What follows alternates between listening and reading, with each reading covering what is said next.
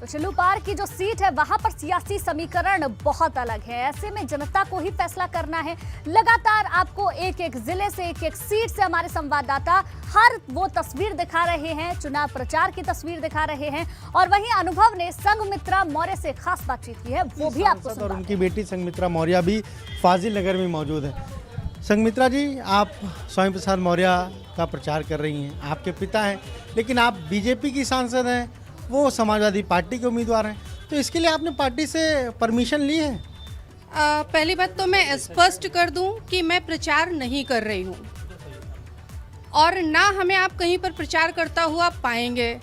आप हमें घर में देख रहे हैं और पिता और पुत्री को आप घर से अलग नहीं कर सकते हैं, दिल से अलग नहीं कर सकते हैं।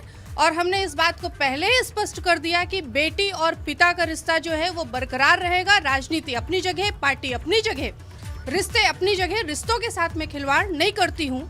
और उस नाते से मैं उनकी बेटी होने के नाते इस घर में हूँ और मैं प्रचार ना कर रही हूँ, ना करूँगी, पहले ही मैंने स्पष्ट कर रखा है। तो आपने उनके लिए कोई वोट नहीं मांगा और वोट अपील नहीं कर रही हैं? बिल्कुल नहीं कर रही हूँ, बिल्कुल नहीं कर रही हूँ। इसीलिए तो मैंने कहा कि आपने कहा मैं प्रचार कर रही हूँ, आप मुझे प्रचार करते हुए पाए क्या? अच्छा, आप कहीं नहीं गई प्रचार? मैं कहीं नहीं गई हूँ, आप मुझे घर में पा रहे हैं और मैं सड़क पे मिलूंगी आपको। मैं आपको प्रचार करते हुए नहीं मिलूंगी किसी का।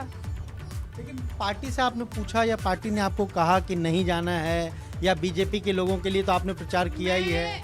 तब पूछती जब मैं प्रचार के लिए आती। हमने स्पष्ट किया, यहाँ पर मैं एक पुत्री होने के नाते पिता के साथ में हूँ और पिता और पुत्री को आप या कोई भी अलग नहीं कर सकता है। पुत्री को पिता से मिलने के लिए किसी भी पार्टी से परमिशन लेने की जरूरत नहीं होता है। मैं संघमित्रा मौर्य हूँ, स्वामी प्रसाद मौर्य जी की बेटी हूँ। मैं कोई ऐसी बेटी नहीं हूँ जो अपने पिता के खिलाफ जाकर के या अपने पिता के सामने लड़ने का प्रयास करे, क्योंकि आज महाशिवरात्रि का दिन है, शुभ दिन है। और कहते हैं यदि इस धरती पर कोई भगवान है तो वो भगवान माता और पिता होता है। और इसी कारण भगवान शिव ने गणेश जी को वरदान भी दिया था सर्वप्रथम पूजा के लिए, क्योंकि उन्होंने अपने माता पिता को पूरा ब्रह्मांड माना था। और मैं भी अपने माता पिता को पूरा ब्रह्मांड मानती हूँ, उन्हीं में भगवान समाहित है। ये असमंजस की स्थिति है बीजेपी सांसद होने के नाते, स्वामी प्रसाद मौर्य की बेटी होने के नाते, कि पिता चुनाव लड़ रहे हैं लेकिन आप कह रहे हैं कि आप प्रचार नहीं कर सकती उनका? हमारे सामने कोई असमंजस नहीं है। असमंजस तब होता जब मैं किसी दुविधा में होती।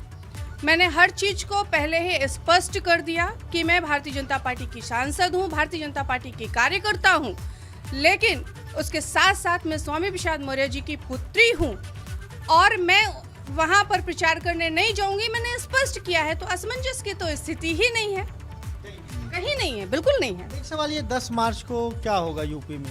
योगी सरकार आएगी या अखिलेश सरकार आएगी? सरकार किसकी आएगी ये तो जनता निर्णायक है। और अभी तक 5 चरणों का निर्णायक जनता हो चुकी है, ईवीएम में कैद हो चुका है। 2 चरणों के बाद में 10 को जब गिनती होगी तो वो जनता का निर्णय होगा। हम कह दें हमारी सरकार बन रही है, सामने वाला कह दे हमारी सरकार बन रही है, हमें लगता है ये जनता के साथ खिलवाड़ होगा, क्योंकि निर्णायक जनता है, हम लोकतंत्र में रहते हैं। तो निश्चित तौर पर जनता अपना निर्णय जो ले रही है वो अच्छा लेगी, बस यही मैं कहूँ। संघमित्रा मौर्य की आप बातचीत सुन रहे थे, वो कह रहे थे कि पुत्री को पिता के घर जाने से रोका नहीं जा सकता।